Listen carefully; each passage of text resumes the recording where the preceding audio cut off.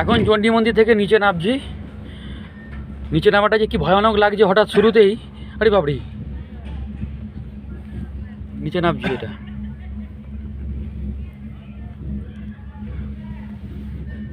অনেক ফুট উঁচুতে। বাবা, পাহাড়ে ওটা যেরকম সোজা, নামতে যে কি ভয় লাগে।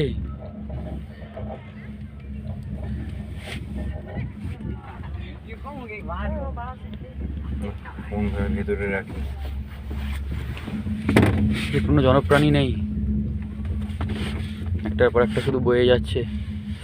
আর কি হাওয়া, বাপ রে, এত উঁচুতে।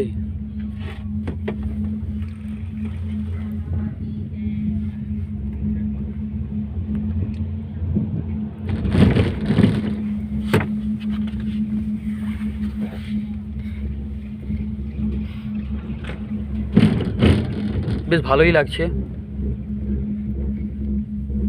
না, এখন আর ভয় লাগছে না, কারণ এখন নিচুতে নামছি তো, সে কারণে আর ভয় লাগছে না। কিন্তু নিচের দিকে তাকালেই কিন্তু মনে হচ্ছে যেন, ওরে বাপরে, নিচের দিকে তাকানো যাবে না। না, উঁচু দিকে তাকাও তাও ঠিক আছে। এই দূরের পাহাড়টা, এই পাশের পাহাড়টা বেশি নয়, এখান থেকে 1 কিলোমিটারের হয়তো ডিস্টেন্স, এই পাহাড়টা থেকে এটা ডিস্টেন্স। কিন্তু খুবই সুন্দর লাগছে। হাওয়াটাও দিচ্ছে কনকনানি, খুবই সুন্দর জায়গা। বাহ, প্রত্যেককেই বলছি, যদি কখনো আসেন এই দুটো মন্দিরে আসবেন, এবং মনসা মন্দির এবং চণ্ডী মন্দির। টোটাল প্যাকেজ হচ্ছে ropeway up down, plus Manasa মন্দির থেকে বাই কারে নিয়ে আসবে একটা জায়গাতে, সেইখান থেকে আবার চণ্ডী মন্দিরে আসার জন্য রোপওয়েতে উঠতে হবে।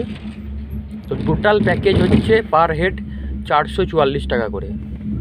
মনসা মন্দির, আবার বলছি, মনসা মন্দিরের ropeway up down plus Manasa মন্দির থেকে চণ্ডী মন্দিরের রোপওয়ে আসার জন্য একটা প্রাইভেট গাড়িতে আসতে হয়, সেইটার প্যাকেজ নিয়ে, প্লাস এই চণ্ডী মন্দিরের উপরে ওঠার জন্যে রোপওয়ে আপ ডাউন, এবং এখান থেকে আবার মনসা মন্দিরের জায়গাতে নিয়ে গিয়ে প্রাইভেট গাড়িটা ছেড়ে দেবে।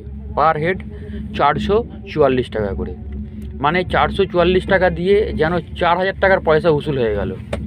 এত সুন্দর একটা পরিবেশ, শান্ত, মানে শুদ্ধ বাতাস। আর মন্দিরের ভেতরের তো জায়গা খুবই সুন্দর, অত্যন্ত।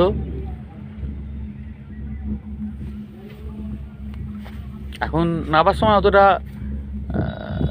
ভয় লাগছে না, তবু এখনও অনেকটা উঁচুতে আছি।